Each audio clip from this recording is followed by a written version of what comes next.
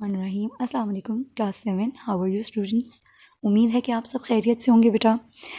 جیسا کہ آپ جانتے ہیں کہ ہمارا چیپٹر جو ہے جو سبق ہم پڑھ رہے ہیں وہ ہے یوم دفاع پاکستان. اس کی ریڈنگ بھی ہو چکی ہے, اس کے مشکل الفاظ کے معنی بھی ہم کر چکے ہیں. بیٹا آج ہم اس چیپٹر کے سوال جواب کریں گے. صفحہ نمبر 109 پر اس کے سوال جواب دیے گئے ہیں. درج ذیل سوالات کے مختصر جوابات تحریر کریں. تہوار سے کیا مراد ہے؟ تہوار سے مراد پوچھا گیا ہے آپ سے کہ تہوار سے مراد کیا ہے, مطلب تہوار کا کیا مطلب ہے.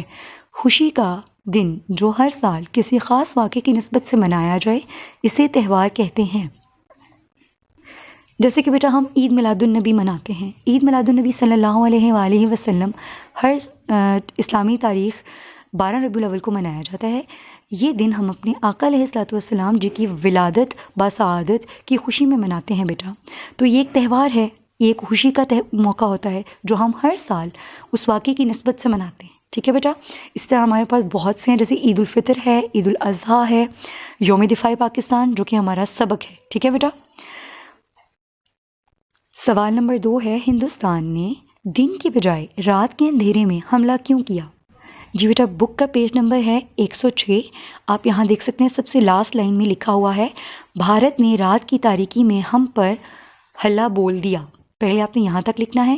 نیکسٹ لائن جو ہے وہ اتنی امپورٹنٹ نہیں ہے, مطلب اس کوشچن سے ریلیٹڈ نہیں ہے کہ اس نے اصول کی خلاف ورزی کی تھی, یہ مت مینشن کریں. سیکنڈ لائن میں یہاں سے دوبارہ آپ لکھنا شروع کریں گے. اس کا خیال تھا کہ پاکستانی سو رہے ہیں.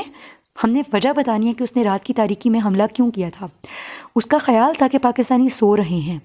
ایسے میں اس کے لیے اپنے ناپاک ارادوں کو عملی جامہ پہنانا آسان ہوگا. یہاں تک پہلے آپ نے لکھنا ہے بھارت نے رات کی تاریکی میں ہم پر حملہ بول دیا. اس کے بعد آپ یہاں سے لکھیں گے اس کا خیال تھا کہ پاکستانی عوام سو رہی ہے, تو ایسے میں اس کے ناپاک ارادوں کو عملی جامہ پہنانا آسان ہوگا.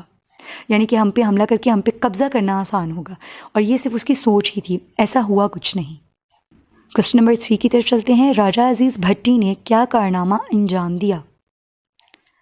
راوی بیدیاں لنک نہر, BRB نہر ہے بیٹا, کے محاذ پر میدان جنگ میں راجہ عزیز بھٹی نے دشمن کو ناکو چنے چبوائے. انہوں نے اپنے آرام کی پرواہ کیے بغیر مسلسل 5 روز تک 5 دنوں تک بھارت کو نہر کے اس پار روکے رکھا. اس پار روکنے کا مطلب ہوتا ہے دوسری طرف ان کو روکے رکھا. ٹھیک ہے بیٹا, یعنی ان کو کراس نہیں کرنے دیا انہوں نے.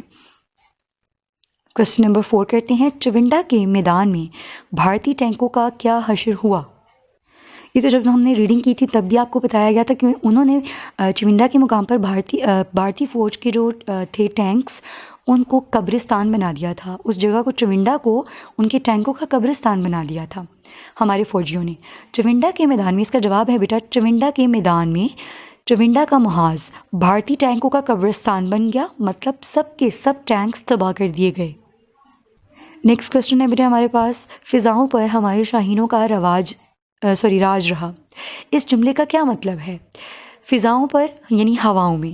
شاہین, میں نے آپ کو جب ریڈنگ کروائی تھی تب بھی یہ بات مینشن کی تھی بیٹا, شاہین میں ایک پرندے کا نام ہے جو سب سے اونچی پرواز کرتا ہے, اور پاکستانی فوجیوں کو, جو ہمارے پاک فضائیہ کے فوجی بہادر جوان ہیں, ان کو ہمیشہ شاہین کے نام سے جو ہے وہ ریزمبل کیا جاتا ہے, شاہین کا نام دیا جاتا ہے, کیونکہ ان کی پروان بھی اور ان کی اڑان بھی ایسے ہی ہے جیسے شاہین اڑتے ہیں. اس جملے میں ہمارے فوجیوں سے مراد لیا گیا ہے. اس کا جواب ہے بیٹے, اس کا یہ مطلب ہے کہ بری فوج کے ساتھ ساتھ, بری کہتے ہیں زمینی فوج کے ساتھ ساتھ پاک فضائیہ نے بھی نمایاں کارنامے انجام دیے.